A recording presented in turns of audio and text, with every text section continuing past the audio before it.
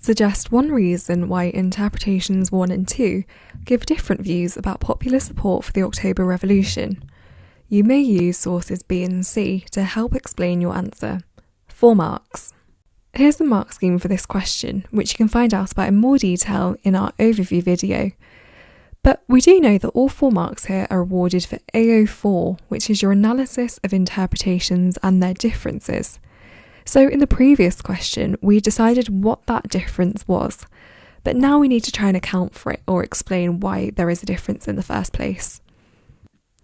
Now, in order to score in the top band, you need to show that your explanation is analytical and developed.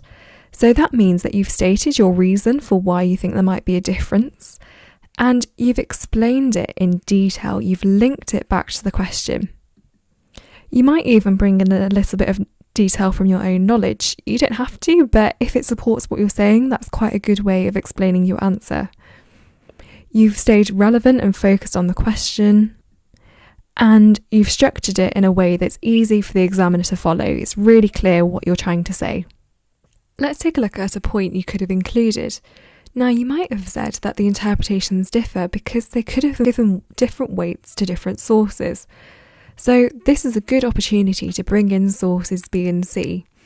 So you could argue that interpretation 2 utilised source B to argue that such a large Red Guard must have meant that many Russians were in favour of the Bolsheviks seizing power.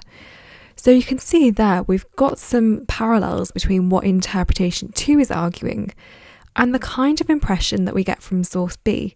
If you can make those links, it's a really good way to score highly in this question because it shows the examiner that you've understood both what interpretation 2 is getting across and what source B is getting across. And more than that, you can link the two together. Take a look at the rest of the points here though to see if there's anything you could have added to your answer.